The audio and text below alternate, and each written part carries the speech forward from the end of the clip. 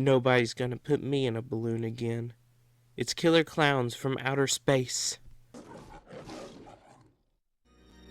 It was a night like any other night. Then something happened.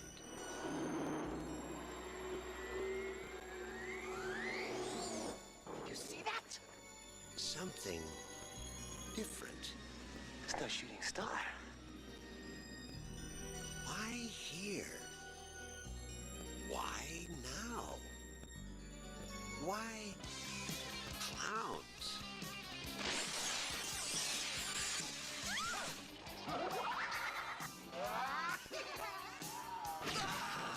They've been knocking them dead all over the universe. What are you gonna do?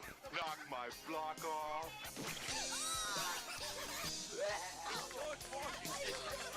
Soon they'll be doing it at a theater near you.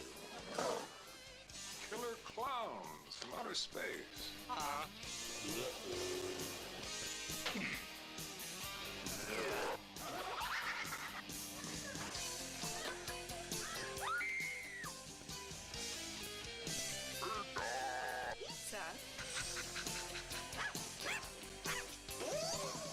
Maybe they're just cruising through the galaxy and stopped here for a bite to eat.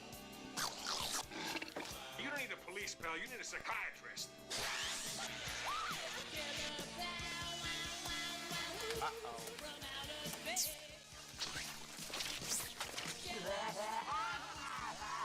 They want to play games? They're messing with the wrong guy. What are you in for? Killer Clowns from outer space. It's crazy.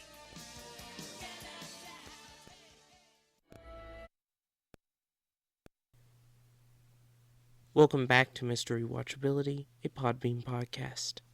I'm again without a host, but I'm ready to cover today's film, Killer Klowns from Outer Space.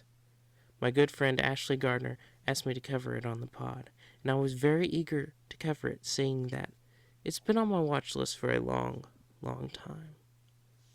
Before I go into it, I'm just going to comment. This movie was wild. It was one of the weirdest things I ever watched, and I like Tim Burton, and he does some weird stuff. Yeah, I don't know if I'll ever watch it again. But, for Ashley's sake, I'm covering it on here. Killer Klowns from Outer Space was released in 1988. And what a year that was. Avianca Flight 410 crashes into the side of the mountains near the Venezuelan border, killing 143 people. The Morse worm, the first computer worm distributed via the internet, written by Robert Tappan Morris, was launched from MIT in the U.S. Celebrities Rihanna, Brenda Song, Stephen Curry, Jesse Plemons, Haley Joel Osment, Ana de Armas, Adele, and Michael Cera were born. And the top films released that year were Die Hard, Who Framed Roger Rabbit, Rain Man, A Fish Called Wanda, Big, and emerging to cult status in the following years, today's film, Killer Klowns from Outer Space. Typically I go into the cast and crew, but this is very limited because most of the cast and crew have a very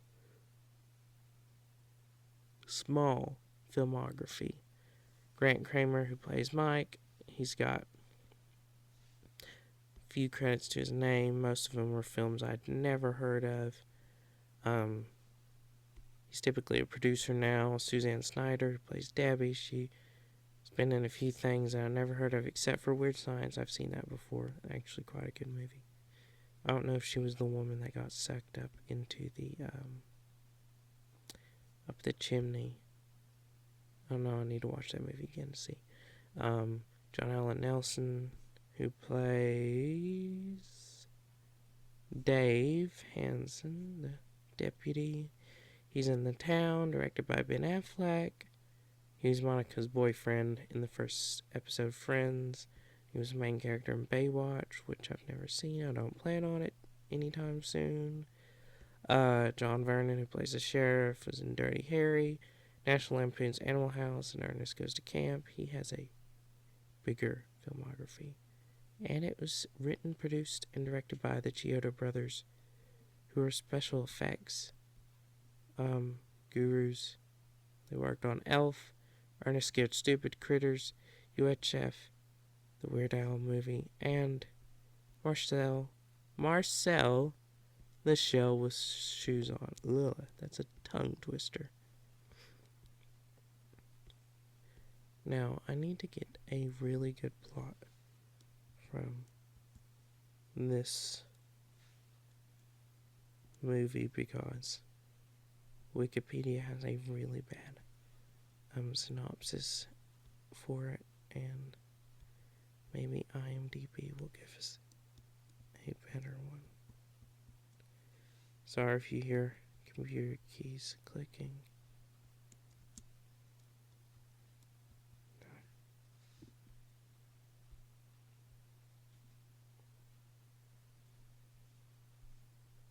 Aliens who look like clowns come from outer space and terrorize a small town. That's much simpler than the outline that Wikipedia gave me. Yes, it's just... oh my gosh. This was a wild movie. So... I don't really have a lot of favorite scenes from this movie. So... what I'm probably going to do is just hit the highlights for you guys. And here, let you listen, because honestly, this movie was wild. And I genuinely mean it. It was wild. The movie was nominated for 0 Oscars. Should have gotten 1 for visual effects at least, even though they were kind of kitschy, but even then, most 80s effects were, unless you were industrial light and magic. Now, into fun facts and goofs. The $2 million budget went primarily on production costs. The Klowns' visual effects were created almost entirely by the filmmakers at a very little cost, of course, because they are VFX gurus. Though not a hit when it was in theaters, the film has since become a cult classic and made revenue in action figures, DVDs, and t-shirts. The Wilhelm scream heard when the King Clown, or Clownzilla, throws Rich and Paul's ice cream truck. Oh, that was a bad interpretation of that. Thank you, IMDb, for wording that in the King's English. No, I'm just kidding. The Wilhelm scream is heard when the King Clown, or Clownzilla, throws Rich and Paul's ice cream truck. There we go. IMDb really needs Grammarly. So do I. The cotton candy seems to have acidic properties, since it is shown several times dissolving corpses inside. Yet, when checking the prisoners' bodies, Dave can pull it off barehanded with no damage to his skin. That's a really good goof. When Debbie is attacked in her bathroom, the little clowns bite holes in her shirt. Later, when Mike and Dave rescue her, the holes are gone. Well, they had a $2 million budget. Like in Evil Dead, one guy walks from one room to another room, and his hair changes 3 times. Now, I've seen Evil Dead once, and this is from the 80s when Sam Raimi made it. And I caught it the first time because I saw his hair change 3 times. I was like, this can't be right. And if you have a shoestring budget, you're typically not going to get super, super, super high quality stuff. If you're doing like an effects film like this, if you're doing like Blood Simple, or gosh, why can't I think of another simply made film? Like Memento, you can really build up with that. But if you're doing this or Killer Clowns from Outer Space or Evil Dead, and you need a lot of effects, you're not going to have as much good continuity. The shotgun in Dave's hand is in one hand when Dave slides it down the fire pole, but it's in another hand when he gets to the bottom. Once again, continuity. There are some great quotes from this movie. Did you see that old sky doggy zip down there, Pooh? It's a weird one. Well, I'll be greased and fried. Sounds like something they'd say here in the South. Haven't heard anyone say that, but that sounds about right. Isn't this place great or what? It looks like it was decorated by Clowns R Us. Little do they know. I'm just kidding. Where's the dang ticket booth? I always say that when I go to AMC. No, I'm just kidding, because they constantly switch from selling tickets at the concessions or selling tickets up front. I never know which way I'm going to go. And I go like weekly. Hey, wait. I know you, little fart. You're the friend of those hooligans, the Terenzi brothers. The Terenzi brothers were interesting. Goofs, but interesting. And who doesn't like an odd character?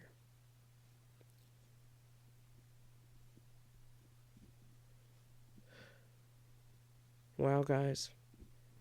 This is the shortest episode I've ever done.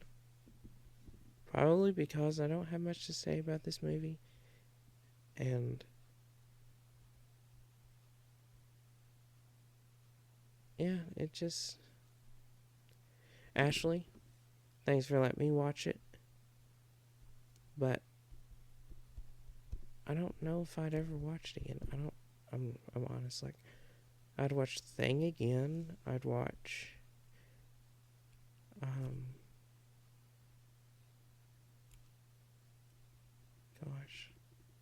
The Howling again, but this was a weird movie. Probably not my cup of tea, but thanks for listening anyway.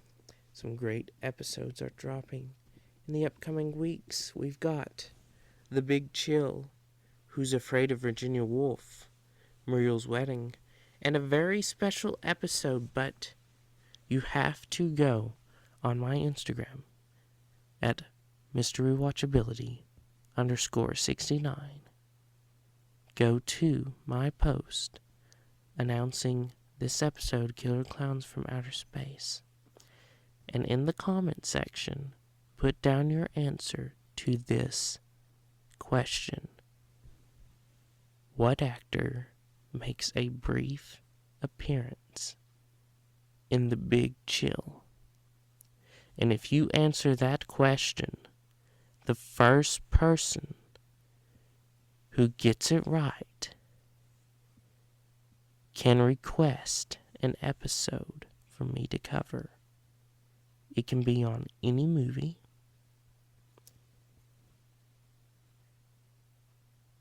Except for the Human Centipede franchise, the Saw franchise, the Hostel franchise, the Descent franchise. Nothing, no torture porn, thank you. None of that. You've heard my stipulations. And this one's for Dawson and Jonathan out there. No Lord of the Rings. But everything else is free game. I mean,